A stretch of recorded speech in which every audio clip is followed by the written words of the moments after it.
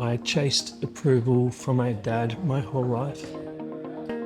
He wasn't there, he didn't kick a ball, he didn't pay any attention. The only time I heard from him is when he needed something.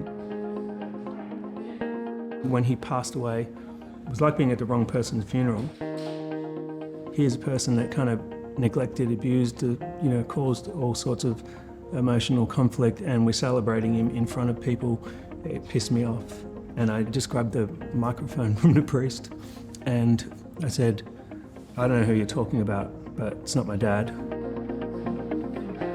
Vincent's relationship with his father left such a gaping hole inside him for so many years, and to an extent still does. I still feel like I can fix my relationship with him. It's partly why I chose to buy his car back, which I know he loved but couldn't afford to maintain it, and now I'm doing it for him. It's a conflicted feeling, like, fuck you, but will you still like me? The thing is, he loved his dad. And so he wanted to find a way to connect with him that one last time. But it also led to some pretty big truths being spoken.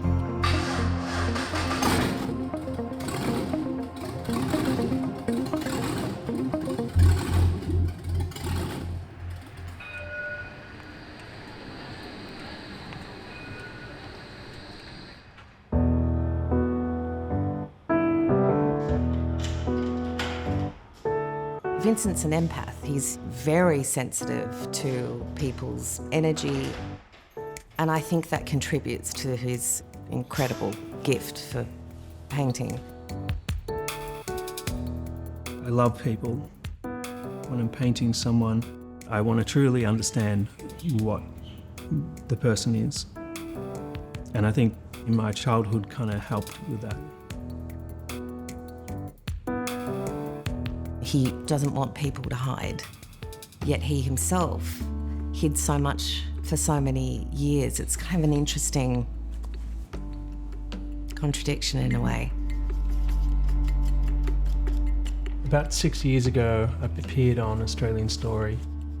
We mainly focused on my dyslexia, but I didn't tell the whole truth about my life. I think Vinny came to a point where he really felt an overwhelming need to expose how he was feeling and what he was struggling with. And it took a really long time for him to do that, even with me. I wrote a book recently. Because of my dyslexia, I used a ghostwriter who was incredible. It was very therapeutic. It also just made me face truths which I don't think a lot of my family may have faced, and it's probably, they might not like my book. So each chapter of the book, I've done a sketch to give context to the story. I think often about what Vincent's life could have become as opposed to what he's created. It's pretty frightening, really.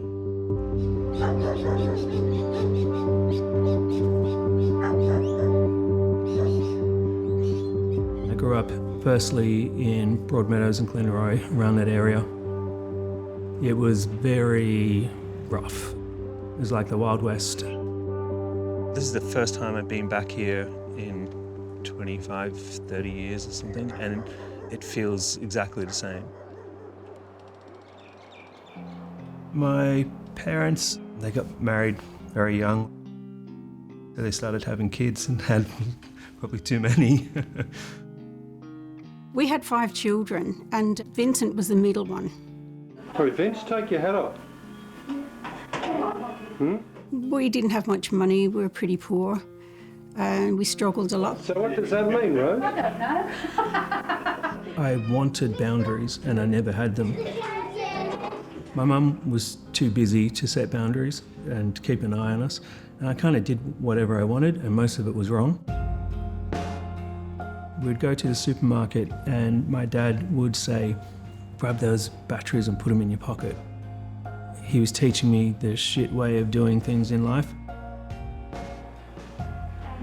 He was very controlling in a lot of ways, financially, emotionally.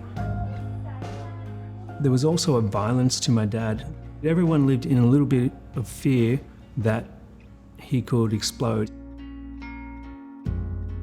We actually split up, Claude and I, and after that the children and I lived in several houses around the area.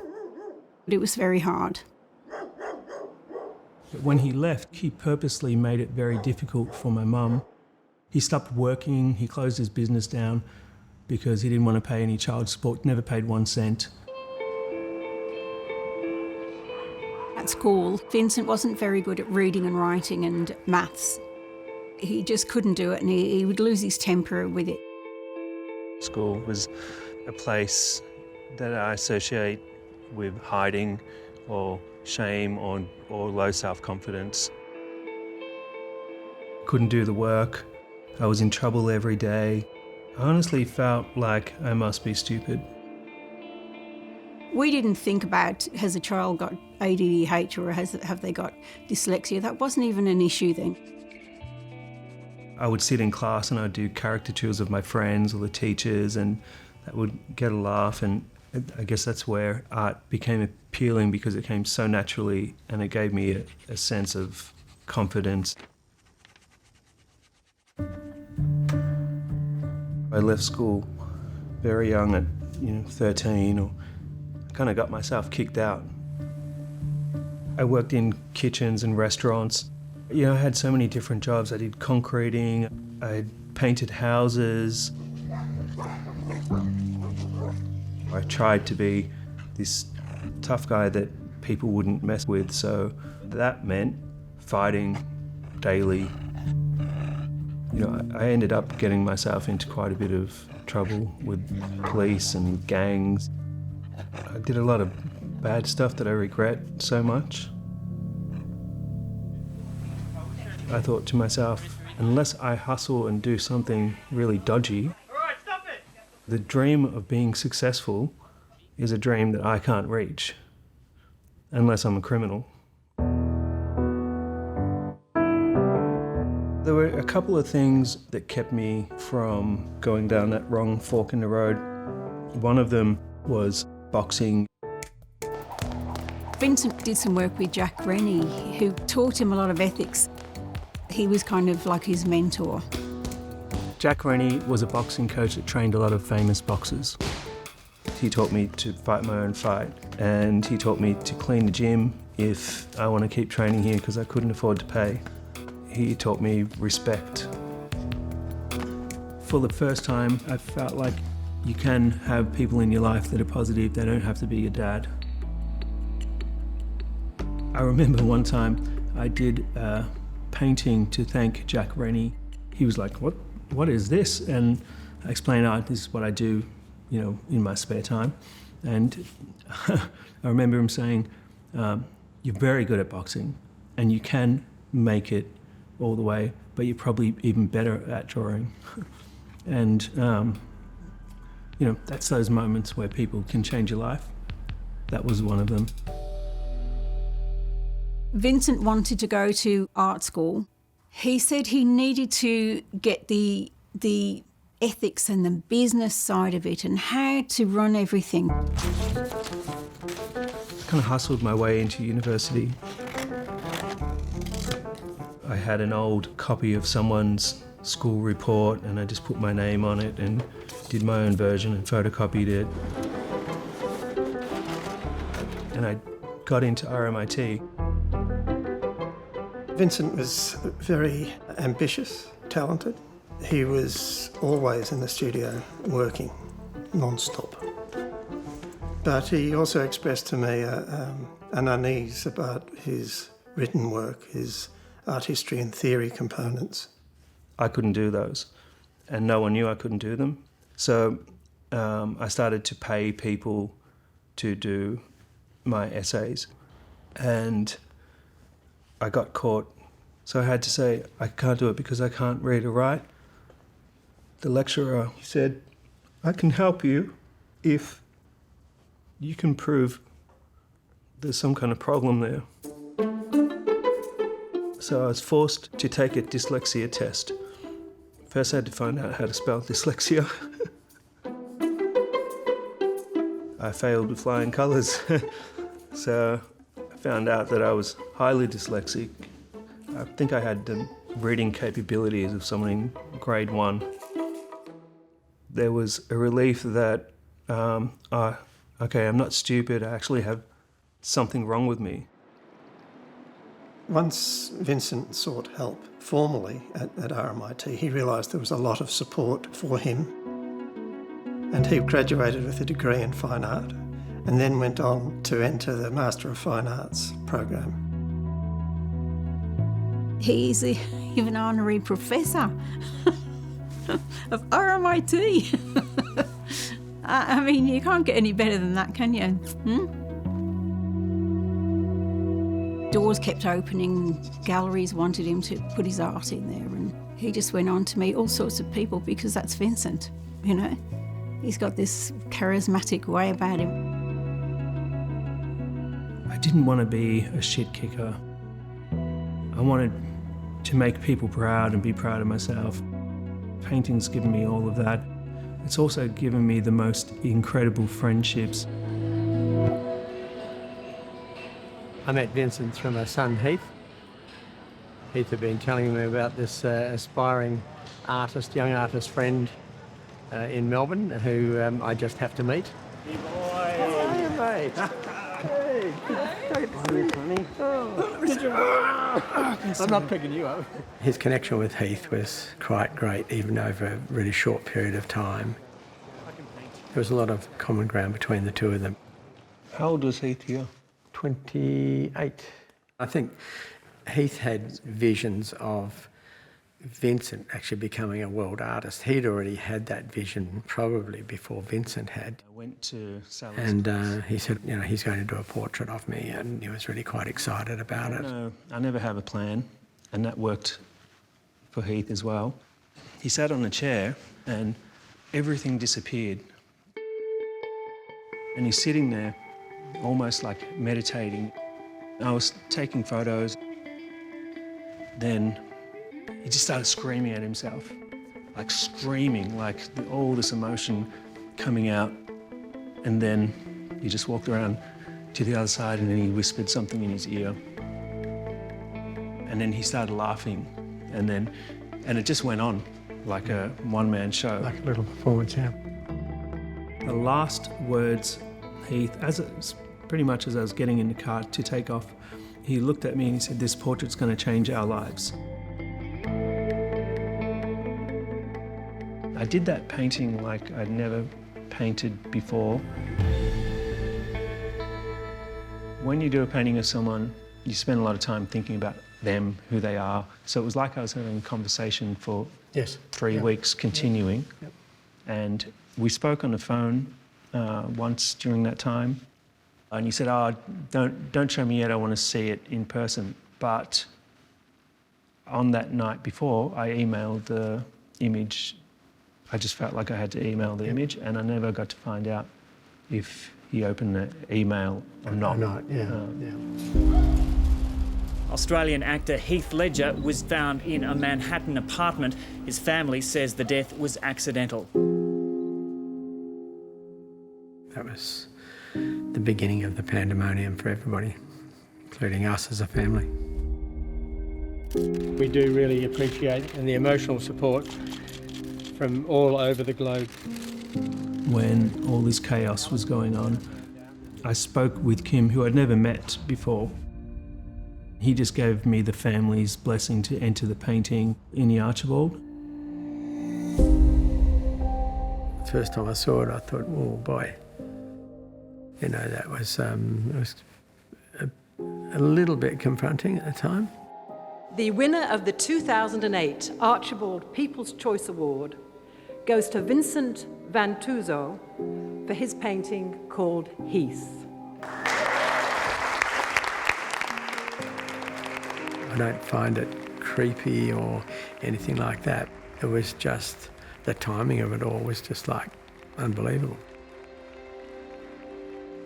It was a bittersweet moment that we couldn't really celebrate for all the reasons that you would understand. Especially painting Heath for 3 weeks, all day, every day, thinking about him. So when I heard the news, it was devastating. I was just shocked.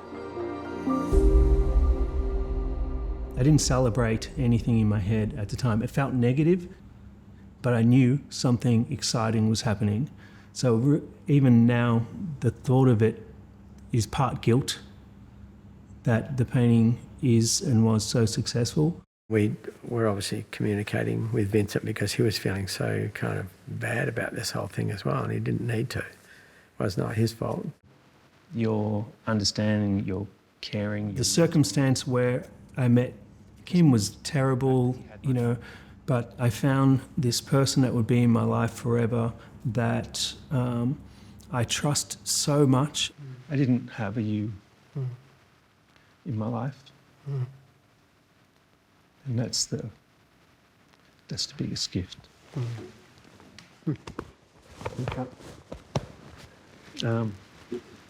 Like my old boxing coach when I was a kid, you just had faith in me that you got this, you can go do it. Actually, I fairly quickly realised that Vincent was an artist that probably from a structural perspective needed a little bit of support. There was a whole business side of things that you just had to watch me fuck up until I learnt my lesson. When your passion eventually meets your talent, the world opens up for you, and that was a perfect example of that with Vincent. It all sort of came together for him. Vincent very much wants to prove himself, which drives him. He's incredibly ambitious. He works incredibly hard. I did discuss doing a nude with Matt, but it was in the freezer and it was probably the wrong place to get naked. It's the struggle in other people that he can identify with. It's not about getting the brush strokes right. A painting of a distressed-looking Baz Luhrmann has won the country's richest portrait prize. The portrait where Baz has his face in his hands was a moment of incredible vulnerability for Baz. And a lot of people go like, it's the least image like me because you can't really see me, but I look at it and go, yeah, that's me. I spend a lot of time self-reflecting on my stupidity. I knew I wanted a realist style, and Vincent's work came to my attention. I think he's captured a look in my eyes which is about leadership and about strength, but with some ambiguity in it. Vincent, he was really looking for more females to paint, and he asked me if I knew the hot girl that was on TV, Asher Ketty, and I said, yeah, I did. I think it was a text I said to Asher, I said, look, can you do me a big favour? My mate really wants to paint you. I thought, well, if I'm going to say yes to being painted, it's probably a good idea to be painted by him. I absolutely felt connected on a level I'd never felt connected to anybody in my life. I was just drawn to him and I could feel the same coming from him. I just met my person and we pretty much were together from, wasn't like that. We knew right away. I just feel accepted by Asher and loved for who I am. She doesn't want me to be anyone else. And I don't want her to be anyone else. She has heaps of flaws, just so you know. No, she doesn't.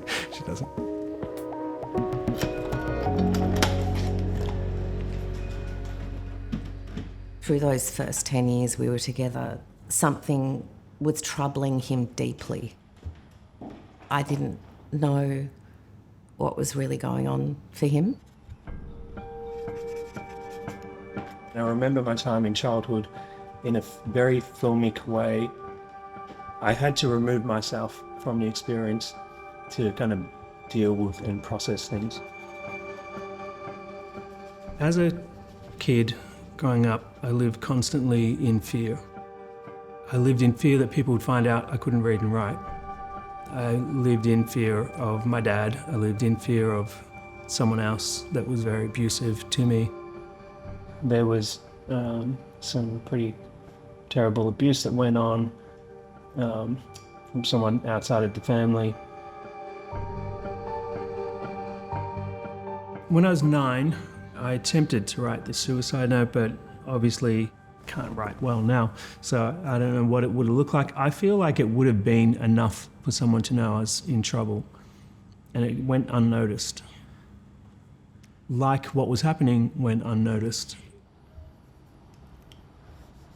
I feel responsible to talk about it because it happens to other people and it never gets talked about. But I don't think I can say it. I just can't say it out loud, you know? It was fucked up enough to affect me every day of the rest of my life.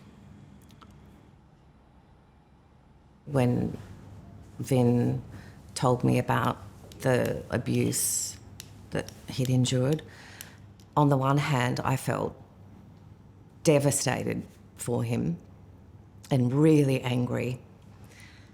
And I can't stand the thought that that was happening to him for so many years. But I also felt really relieved because I knew something was there. This one is not based on a specific moment. It's more about a feeling of a boy feeling isolated. The kid's in a commission house alone, and it's kind of smoky and misty, and it's like a reoccurring dream of being trapped and scared. It's been a big relief for Vincent to let go of that burden that he carried himself only for so many years. And a relief to trust me.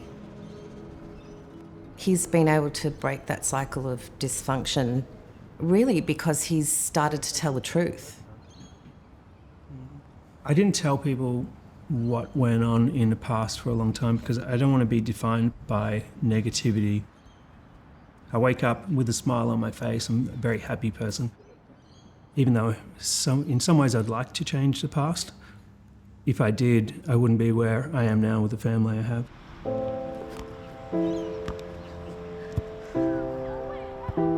It's his life's purpose, really, to be a really caring, attentive, present and nurturing father. He had very low self-esteem as a kid, but was always trying to overcome it. I don't think he wanted to see his kids go through that. The way Vincent parents his children has a lot to do with what he felt was missing in his own childhood in terms of boundaries, feeling safe and listened to. When my dad passed, I realised, fuck, that's over. I don't have a chance. I do have a chance with my own kids to have a much better relationship, and that's why I want them to love and feel comfortable with me. While I can, one day you'll be too big, but for now. He's trying to give them the stability and a relationship that he never really had with his own father. That's a progression in life, isn't it? Can you tell me something philosophical while we look at the ocean? Quote of the day. Be good to your mother. I kind of now do everything the opposite of what I was taught, and I more than often I get it right. So.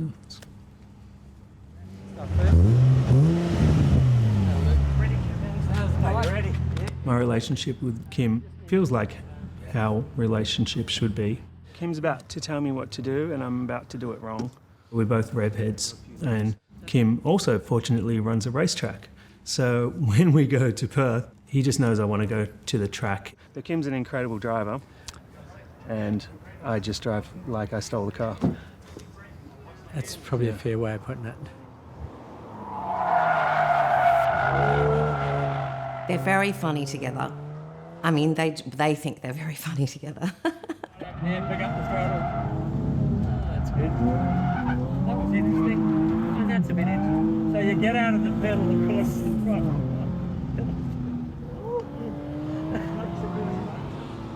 So to go fast, first you have to go slow, right? His advice is fatherly in a way that Vincent really wants. And he's tough on him sometimes too, which I think is great. Everything Kim told me not to do, I did. Kimmy! Just being part of that journey with him has provided me a great deal of comfort. Does he have more of a sweat up than me? I'm not quite sure. No, I do. I was like... And I feel very proud to have been a witness to this growth in him personally. Pretty special spot, isn't it? Yeah, isn't it just beautiful? I'm always inspired by Heath. I feel like I have someone watching over me almost. Yeah, I got this gift from Heath that changed my life, and I feel like he knew it. He had that tattoo on his shoulder, and it was about what you give out, you get back. Vincent wanted to do the same thing and had the same kind of thing put on his forearm. And that's his personal way of dealing with it all and thanking his buddy for where he is now. This is something I can look at forever and always feel inspired. If there was some good to come out of it, then, you know, me being able to contribute to your journey and the cementing of our relationship was something that really... Yeah, I think he'd have a smile on his face. Yeah, he would be. He says to me, don't listen to him. Yeah, yeah, that's right, exactly right. I often refer to him as my surrogate son in Melbourne. In some areas I felt like I've taken him under my wing a little bit, but as an artist you're never under anybody's wing. You have your own wings and you fly through life.